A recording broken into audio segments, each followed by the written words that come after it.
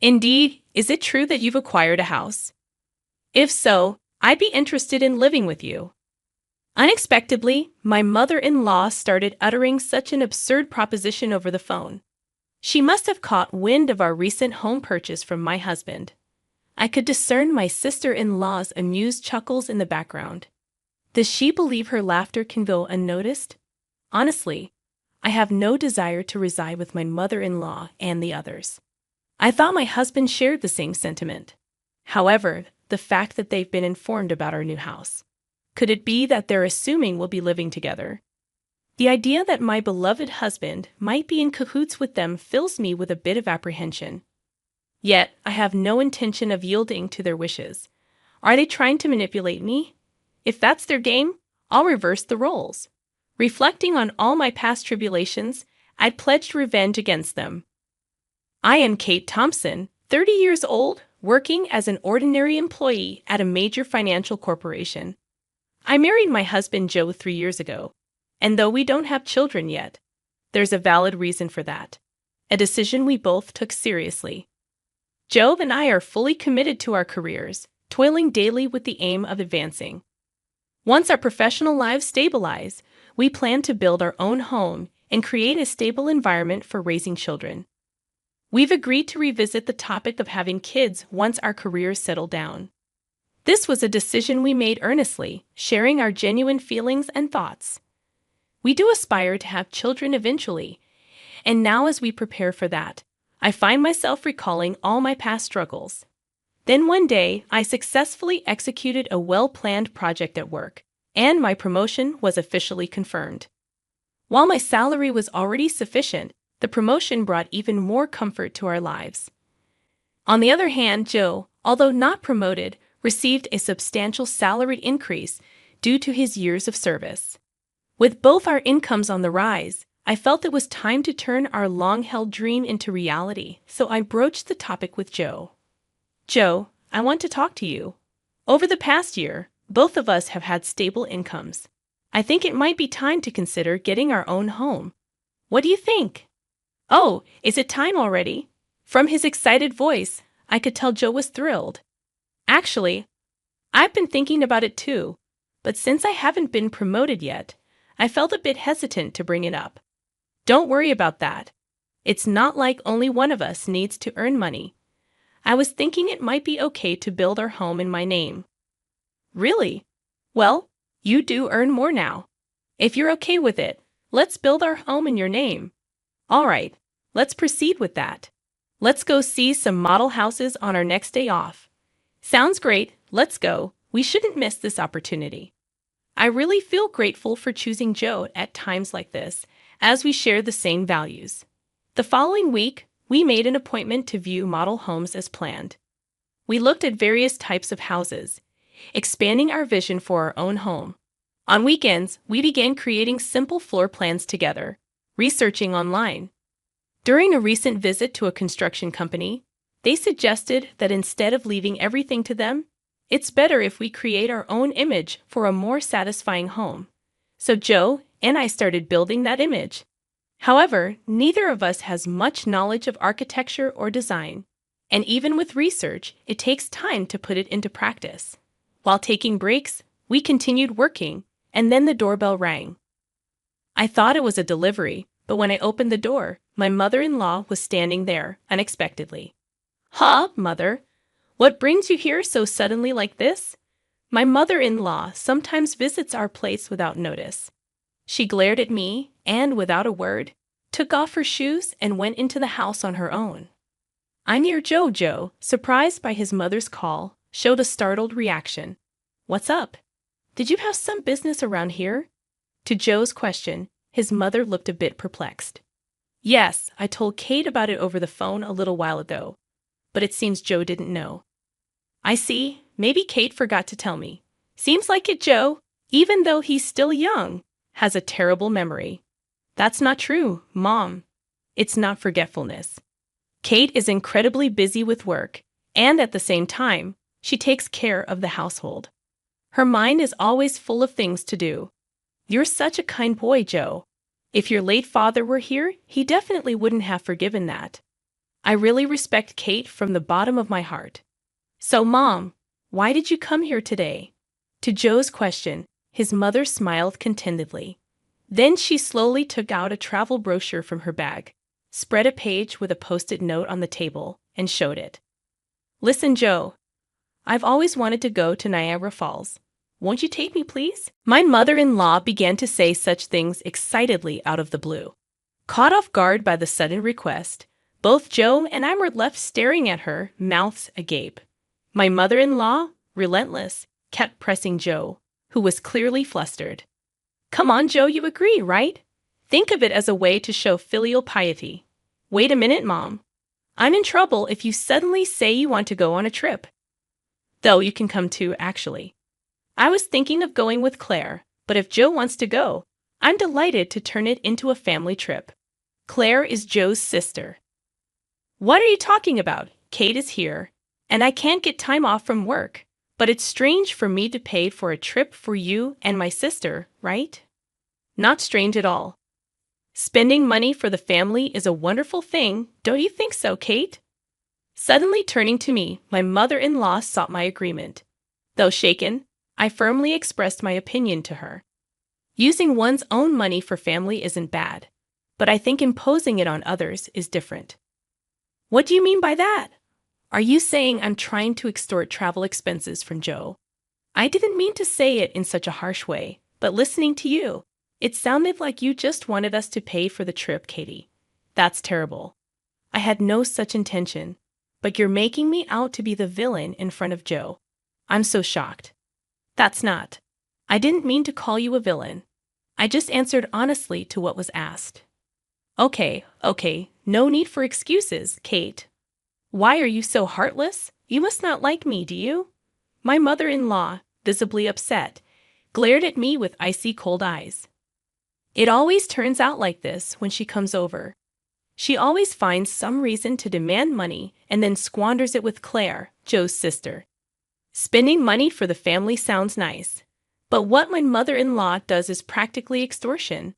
The situation is entirely different when Joe gives the money out of kindness, no matter that they're family. I never really liked Joe's mother and sister. According to Joe, his mother and sister became selfish after his father passed away. Joe's father died when he was in high school, and since then, they have lived as a trio. With his strict father alive, he watched over the finances. But with his departure, there was no one to stop them, and they even freely spent the life insurance money. Also, since Claire works part-time and not as a full-time employee, her salary is low, and their life is always on the edge. So this is why she regularly visits our house, making excuses like life is tough, or I want to relax and travel somewhere, to extort money from Joe. Before marrying Joe, it seemed he was at the mercy of his mother and her demands.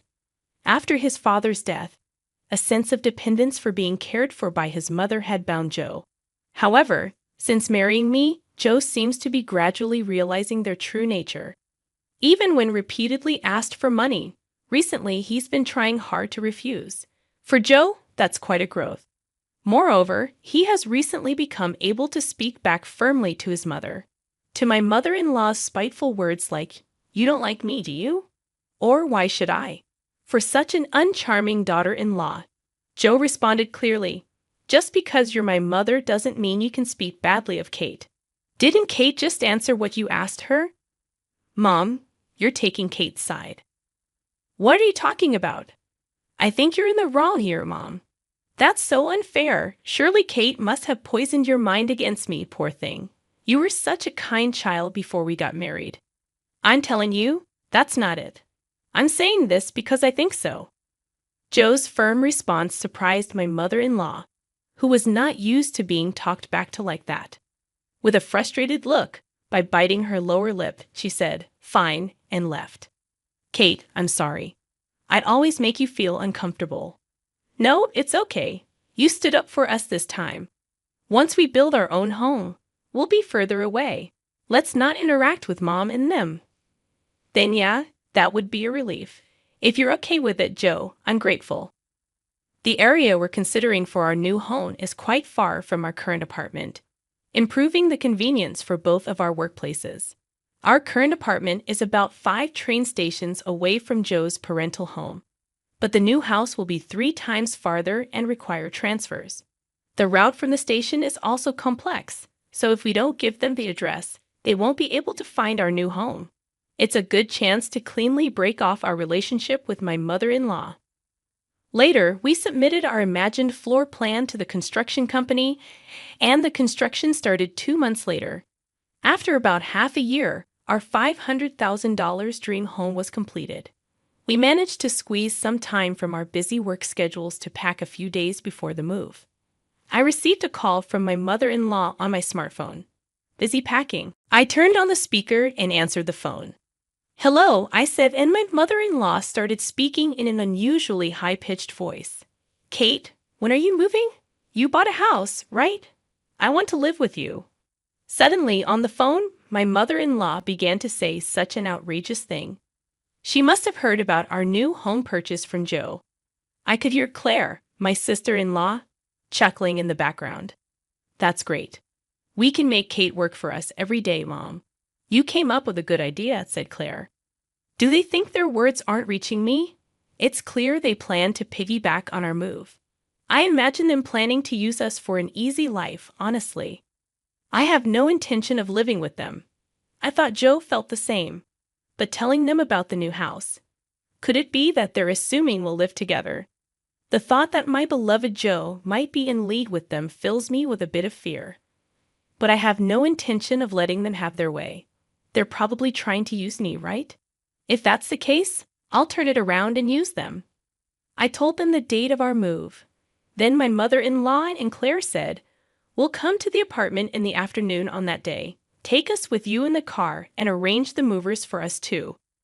They hung up after making their demands. But of course, I have no intention of complying. For now, I'll check the facts with Joe. As I was about to go and tell Joe this, he was already standing behind me. "Joe, you were there. I came to say we should take a break. But was that Mom on the phone just now?" "Ah, yes. I was going to talk to you about it too. Why did you tell your mother about our new home?" "It's not like that. Actually, when Mom came over last time, she seems to have seen the floor plan of our new house. She kept pestering me about it every day, so Kate, I'm really sorry." "I see. So you don't intend to live with your mother, right?" "Of course not. After hearing that phone call, I'm even thinking it's better to cut ties with her." Joe's expression was filled with more anger than ever. It was the first time I had seen him this angry. From what Joe told me, my mother-in-law had seen the layout of our new home and was convinced it was a spacious house. She had pretended to be interested and called Joe repeatedly, asking him about the number of rooms and details of the facilities. But it seems that Joe is on my side, which relieved me. Then there's no problem at all. This made me determined to get my revenge on my mother-in-law. I've had enough of her saying whatever she wants. But it's goodbye to that now. I'll make sure to settle this properly. And so the day of the move arrived. Joe and I had the movers transport our things in the morning and headed to our new home in our car. By the time we finished moving everything, it was already past 1 p.m. Checking our phones while taking a break, we saw dozens of missed calls from my mother-in-law. "She called me too," Joe said, sounding weary. Then my mother-in-law called again. I answered the phone with the speaker still on. "Hello? Hello, Kate. Where are you? I told you I'd be at the apartment in the afternoon, didn't I?" Yes, you did say that. So what can I do for you?" "What do you mean you didn't arrange for the movers? I've been waiting at home, and not a single truck has shown up. So I had to go to your apartment myself." "Is that so? Well, that's too bad. You know I didn't arrange for any movers." "What? That's not the agreement. Where is your new house?" "Huh, you really think I'll tell you?" After saying that clearly, my mother-in-law uttered a dumbfounded huh. She probably thought that as long as Joe was there, she could always have her way. But Joe is different now. He's my precious ally, trying to cut off the bad ties with his family. Determined to release all my pent-up feelings, I spoke firmly. "Just to let you know, Neither Joe nor I have any intention of living with the two of you from now on. Please don't involve yourselves in our lives. What are you saying? Your opinion doesn't matter. It's up to Joe to decide. At least tell me where the new house is right now. Huh. How are you going to get here without even knowing the address? This house is in my name. I have the right to decide who lives here. If you two just barge in, it's trespassing, and I'll sue you right away. What? Trespassing?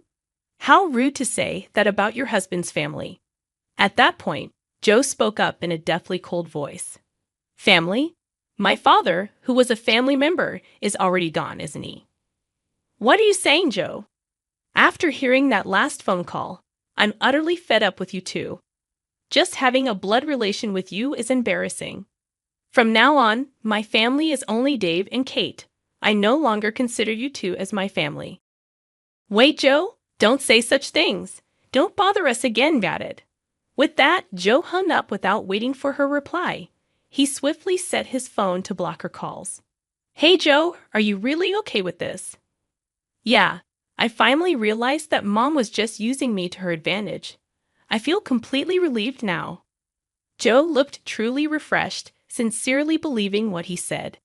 That's how we, as a couple, managed to cut off the bad ties with my mother-in-law and sister. Afterwards, they had to change their lifestyle drastically, as Joe stopped supporting them completely. Without any contact with Joe, they lost their fallback option. Later on, my sister-in-law's part-time income wasn't enough, and my mother-in-law had to start working part-time as well. Being a housewife for so long, she wasn't used to the working environment and was clumsy, often being disliked at her workplace. Meanwhile, we live a peaceful life in our new home with no sudden visits from my mother-in-law anymore. We are truly stress-free. I'm endlessly grateful to Joe for believing in me and cutting ties with his toxic blood relatives. We might face various challenges in the future, but even then, I trust Joe, and we will support each other and walk through life together.